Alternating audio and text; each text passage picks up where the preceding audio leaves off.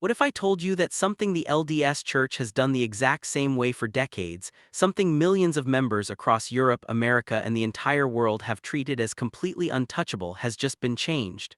Not adjusted, not tweaked, changed, and not in one way, in multiple ways at the same time, right now in 2026.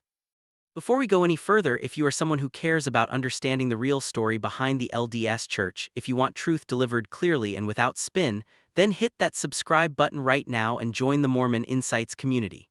Because this channel is where we go deep, we go honest, and we go where other channels simply will not. Now let us get into it. You are watching Mormon Insights, and today we are breaking down the LDS Church new rules of 2026 that are genuinely shaking the foundations of how members worship, who leads, and what the future of this church looks like.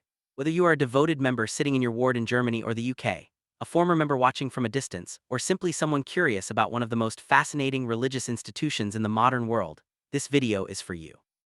Stay until the very end because the twist I am going to share with you halfway through this video is something almost nobody is talking about, and it changes the entire way you look at these updates. Let us start from the beginning. In March of 2026, the First Presidency and the Quorum of the 12 Apostles released a sweeping update to the General Handbook. Now, for those of you who are not familiar, the General Handbook is basically the rulebook of the entire Church of Jesus Christ of Latter-day Saints. It governs everything from how wards are run to who can hold what position, from how youth programs operate to what happens inside the walls of the temple. When this document changes, it matters. And in 2026, it changed a lot. The first major shift is one that is already being called historic. For the very first time in the history of the LDS Church, a woman can now be called as a ward Sunday school president.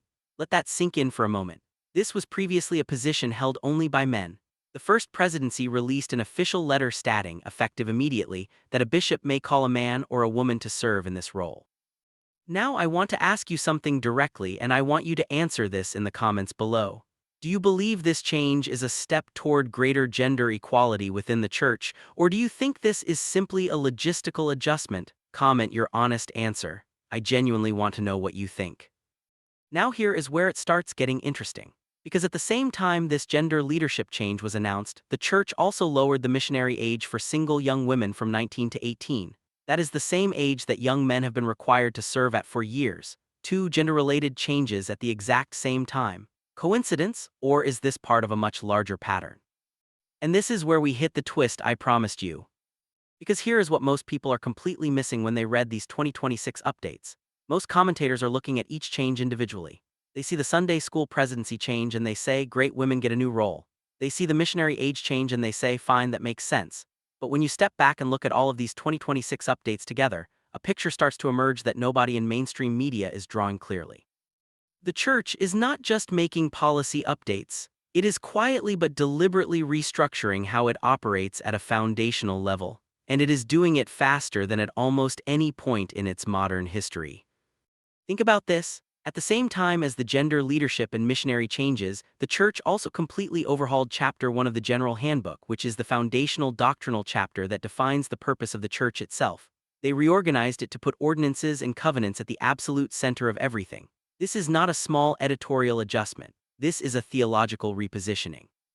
The church is essentially redefining what it means to be a Latter-day Saint at the document level. That is massive. And then, if you thought that was enough, just a few weeks later, the First Presidency dropped another announcement that sent shockwaves through congregations across the globe. Beginning September 6, 2026, the way Sunday meetings work is changing entirely. The alternating weekly schedule that members have followed since 2019, where Sunday school and quorum or class meetings rotated week by week, is being replaced. Going forward, the For the Strength of Youth guide will become the official curriculum for young women classes and Aaronic priesthood quorums, and this guide will be studied monthly, aligned with a new 12-chapter structure. This is not just a curriculum swap. This changes how young people in the church experience their faith every single Sunday. Now here is my second question for you, and I want you to take this seriously. If you are a member or a former member watching from somewhere in Europe, how do you feel about the pace at which the church is changing right now?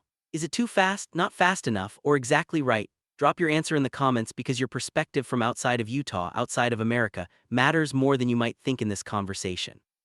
Let us keep going because we are not done yet. In April 2026, for the first time ever, the church removed the Saturday evening session from General Conference.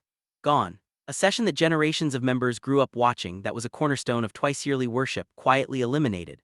The church framed this as a way to increase focus on the 4 remaining daytime sessions, but many members felt the change without fully understanding why it had happened. And then there is the digital patriarchal blessing update. Members can now access their patriarchal blessings through the Gospel Library app digitally. For those outside the United States, especially members in Europe where access to church administrative offices has historically required more effort, this is genuinely significant. A blessing that was once a physical document locked away in a folder is now in your pocket, on your phone, available anytime you need it. And just when you think you understand where all of this is heading, there is one more update that almost nobody is discussing. The church updated its activity standards to include environmental responsibility, specifically limiting waste and using natural resources responsibly at church activities. In an institution that has historically been very conservative on social and environmental topics, this is a notable shift. The Church of Jesus Christ of Latter-day Saints is now officially incorporating environmental stewardship language into its governing handbook.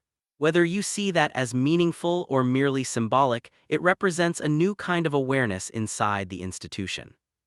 So let us bring all of this together. In the space of just a few months in 2026, the LDS Church has lowered the missionary age for young women, allowed women to lead Sunday school for the first time ever, overhauled the doctrinal foundation of its governing handbook, restructured Sunday meetings for an entirely new curriculum, eliminated a long-standing general conference session, digitized patriarchal blessings, and written environmental values into its official standards. Each of these changes on its own would be noteworthy. Together, they represent a church in genuine motion. And here is the question that should be keeping every observer of this institution up at night. Where does it stop? Or more precisely, where does it go next? Because if you study the pattern of LDS Church history, and if you read the full context of these 2026 updates carefully, it becomes clear that the church is not reacting randomly. There is a direction here, there is an intention, and the members sitting in wards across England, Germany, France, the Netherlands, and Scandinavia deserve to understand what that direction might mean for them personally.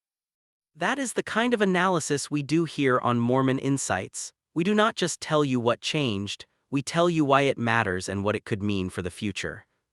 My final question for you today is this. Out of all of the 2026 changes we covered in this video, which one surprised you the most? Tell me in the comments below.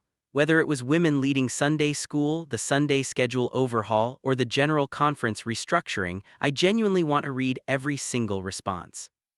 If this video gave you something to think about, something you had not heard before, or a perspective that shifted how you see these changes, then do 2 things right now. First, hit the like button because it helps more people across Europe and around the world find this content. Second, and this is the important one, subscribe to Mormon Insights if you have not already, because we are just getting started. There are more developments inside the LDS Church in 2026 that we have not even touched yet, and we will be covering every single one of them with the depth, honesty, and care that this community deserves. This is Mormon Insights. Thank you for being here. We will see you in the next video.